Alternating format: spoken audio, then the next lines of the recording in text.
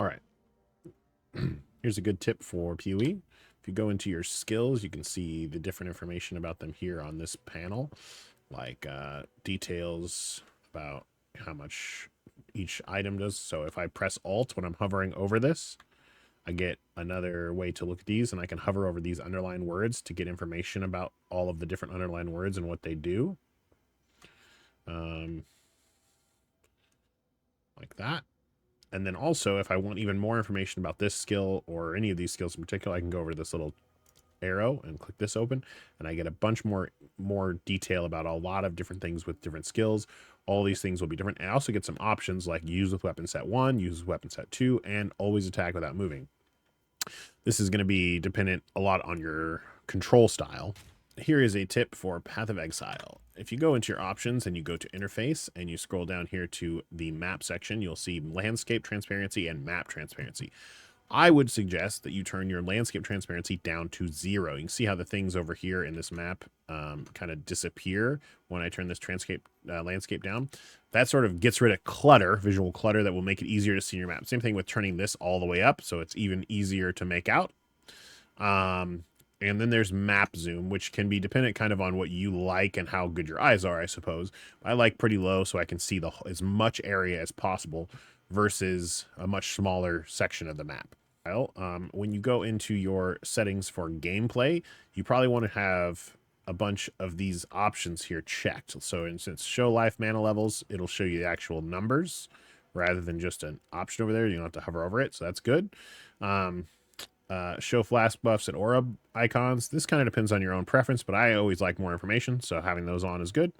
Show mini life bars above your head. See that right there? So it shows my mana and my health, and technically even my ES, though ES is a little bit harder to see. Depending on if you have minions or totems or just playing with friends, this show mini life bar above NPCs can be useful. Allies only, enemies only, or allies and enemies. I prefer allies and enemies because you get to see red bars once you've damaged an enemy, like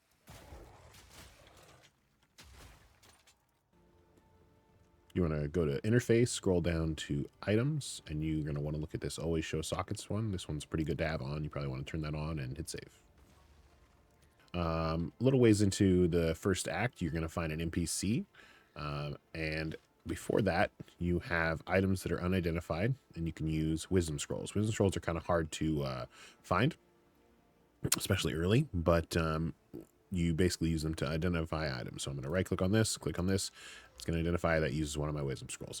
But once you get to the part of the first act where you get this NPC, you can just click on him, talk to him, and then go to identify items and just click that and it will identify your items. Another faster way to do it is if you just hover over him, press control, and then click. See how now that's grayed out? Well, it identified my items. Okay. So control click on this guy to identify items in your inventory. Here's another tip. If you talk to Una and you go to disenchant and you put items that are blue or more quality, you will get transmutation orbs. So blue is transmutation. 1 transmutation shard. 10 of those makes the transmutation orb, which means you can make a white item blue. And then there are also for rare items. If you give 1 of those to them, you get a regal shard. 10 of those, you can turn a blue item into a rare.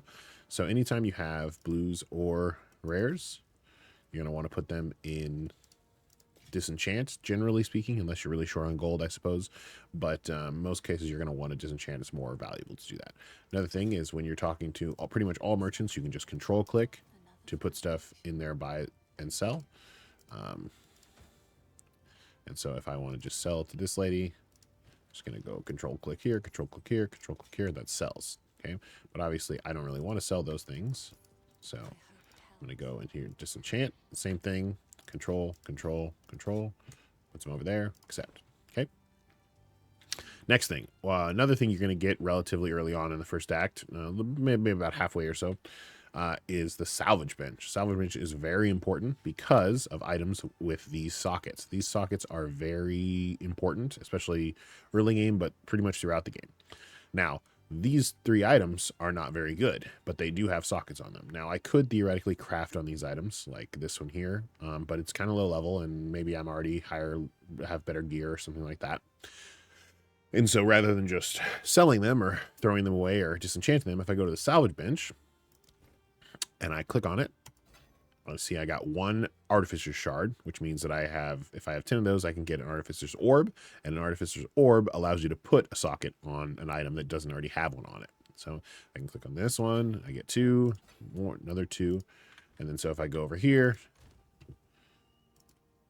I can put my Artificer's Shards away, and now I've gotten, I hit the cap of 10, and I went up to 2, so I can take these 2 Artificer Shards and put them in this item that I want to use them on. Say I have a good item. In fact, I'll just like this. Let's go to this item right here. Okay, so here's a unique.